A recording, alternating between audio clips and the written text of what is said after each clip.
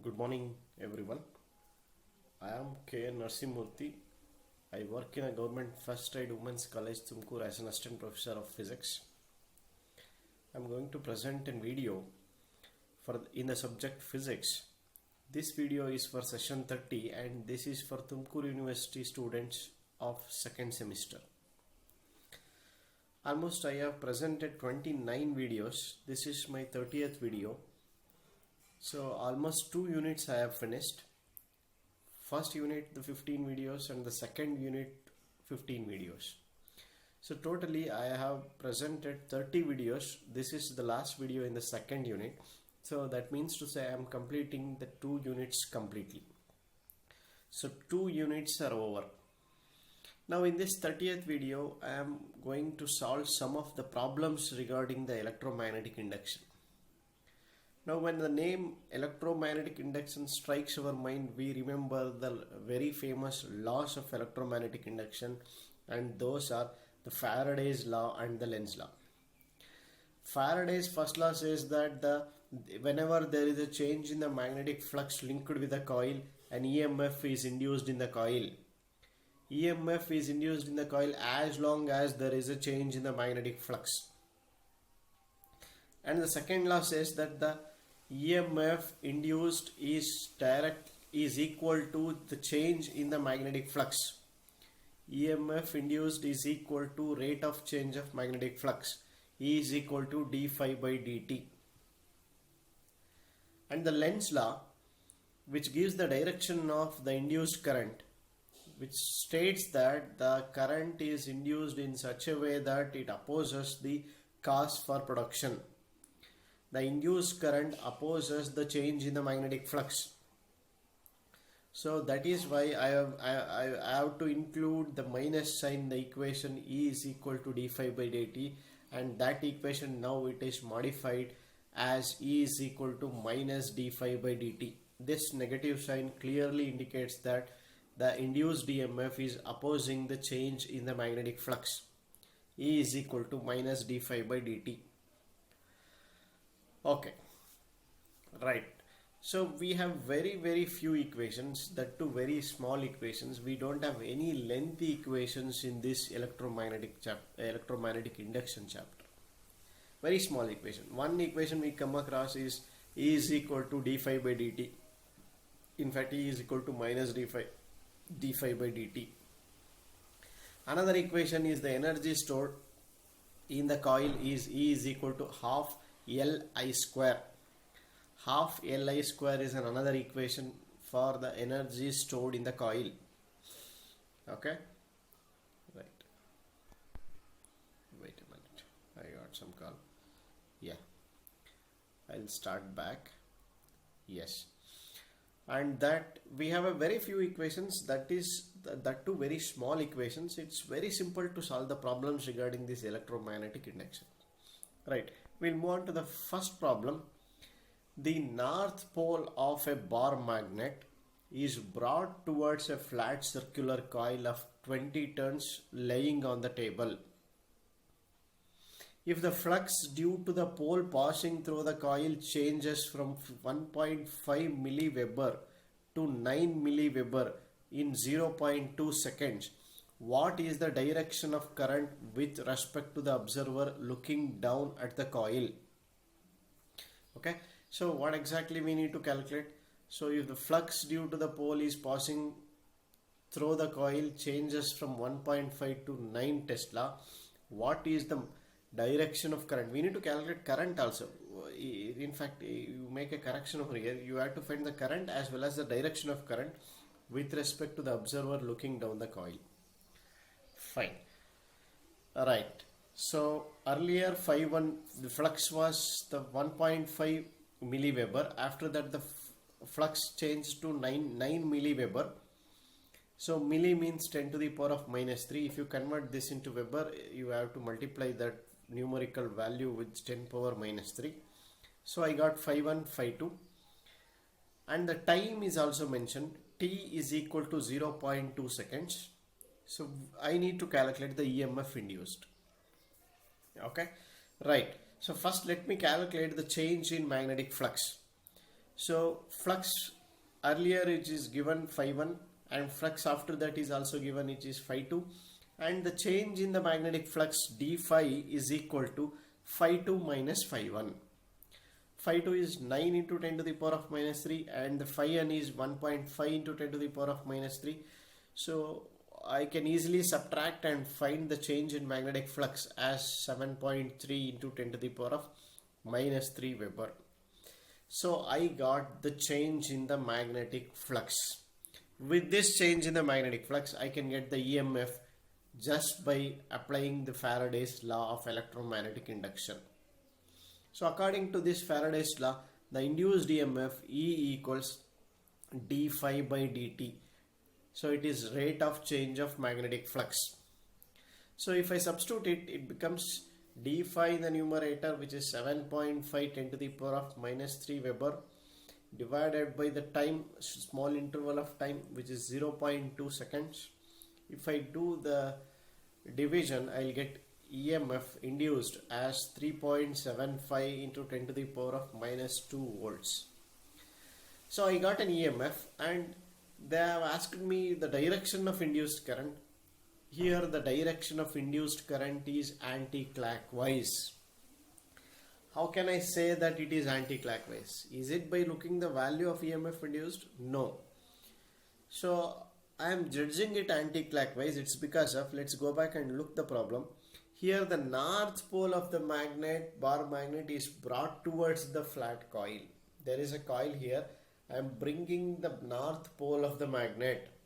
If north pole of the magnet comes towards the coil, the current will be induced in the coil such a way that this behaves as a north pole again, because it has to repel this movement of the north pole towards the coil. To repel this, it has to be north pole. To develop a north pole here, what must be the direction of current? To develop a north pole in the coil, to behave a coil as a north pole, it has to be anti-clockwise. Students, you make this point very much clear. If current is in the anti-clockwise direction in the coil behaves as a north pole. Coil develops a north pole. So if it is in the clockwise, the coil develops a south pole. You decide which pole you want, because north is moving. North pole of the bar magnet is moving towards the coil. So which pole has to be developed here? You think that which pole has to be developed here? So it has to be north pole, because it has to oppose the movement of the north pole. North will repel each other. If I am moving the north pole, it has to repel the north pole. It has to oppose the cause for the production according to the Lenz law. Therefore, so it has to oppose this movement of north pole towards the coil. Therefore, it has to be north pole. If it has to be north pole, current has to be in the anti-clockwise direction. So this is how we can say the direction of current. Okay, now let's move on to the second problem here. A coil of self-inductance 2 Henry and having 50 turns carries a current of 15 milliamperes. What is the energy stored in the coil? What will be the induced EMF in it if the current changes at the rate of 100 amperes per second? So first, students, any problem for that matter, if you want to solve it in a systematic way, first you need to write down the data given. If I missed it, you please write down. First write down whatever the data which is given in the problem. This is the systematic way to solve the problem. Then only you will get a complete marks. Okay, so we will distribute the marks in the exam like this. For the formula, you will get 1 marks. For the substitution and calculation, you will get this 3 marks, and the result with an unit you will get 1 marks. So you have to write a relevant formula. You have to substitute the correct values in the equation. You have to calculate and get the answer and mention the answer with unit. That unit will also get a 1 marks. If you don't mention your answer with unit, you will lose 1 mark. Okay, so formula 1 marks, substitution and calculation 3 marks, and answer with an unit will carries 1 mark. Okay, so first write down the data which is given, which will be helpful to find out the relevant formula. So L is given 2 Henry, number of turns is given 50, and the current flowing through the coil is given, which is 15 milliamperes, and the rate of change of current which time is 100 amperes per second. So I need to calculate the EMF and also the induced EMF. Sorry, energy. E is the energy. I need to calculate energy and induced EMF. So in the electromagnetic induction we come across very few formulas, and these are the two formulas where we come across in the electromagnetic induction. One is the energy stored in the coil, E, which is equal to half Li square. Another formula is a formula for EMF induced, E is equal to L into di by dt. We use sometimes E is equal to d phi by dt, or we use sometimes E is equal to L into di by dt. If inductance is given, if self-inductance is given, then we use this formula, L into di by dt. If change in the flux is given, we use the formula E is equal to d phi by dt. So energy stored, E is equal to half into L. So self-inductance is 2 Henry into I square. I is the current.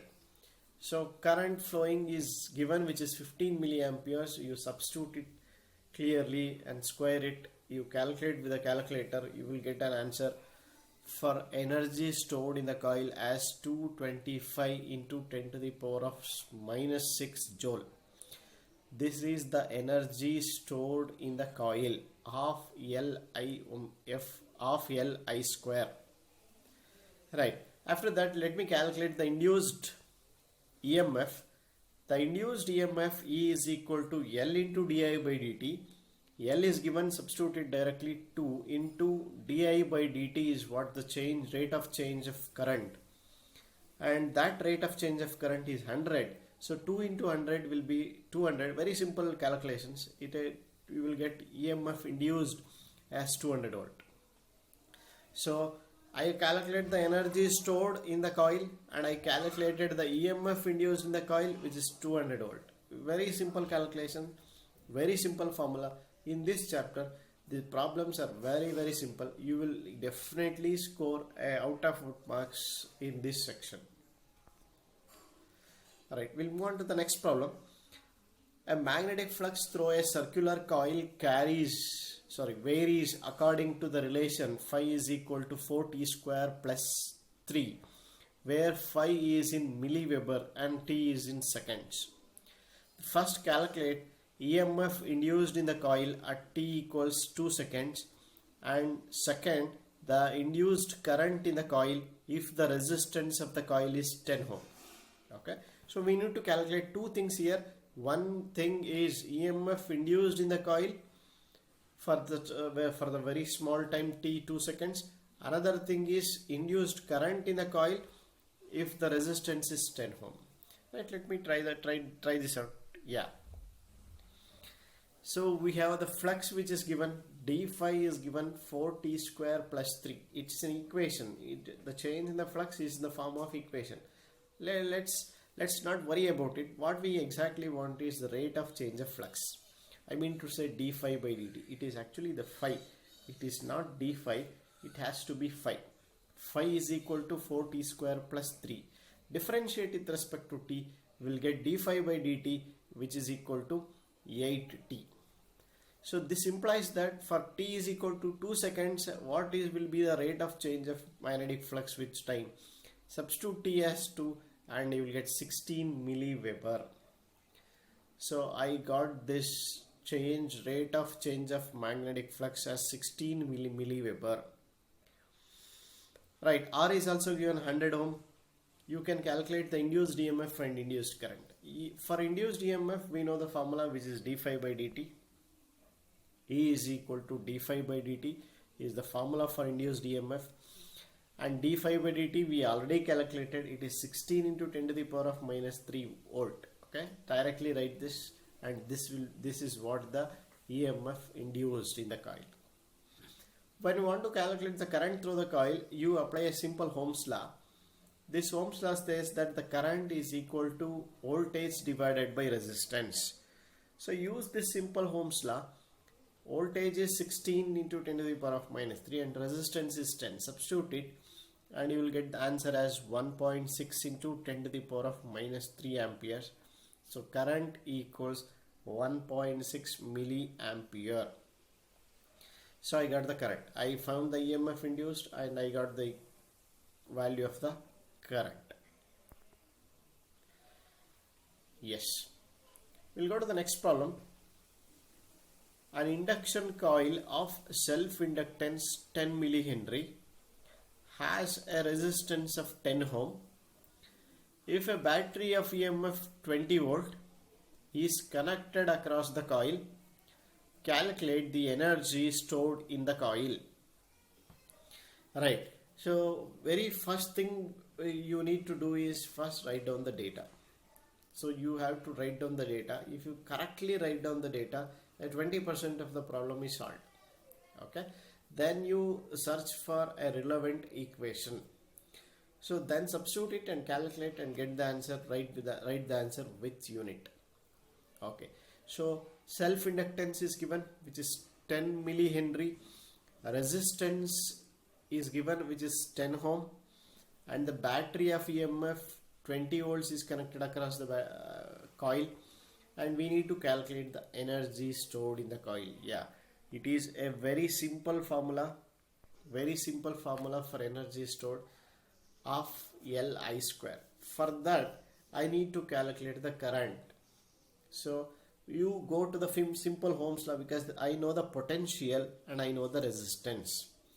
Once you know the potential and the resistance, you apply the Ohm's law and get the value of current. So V equals I into R.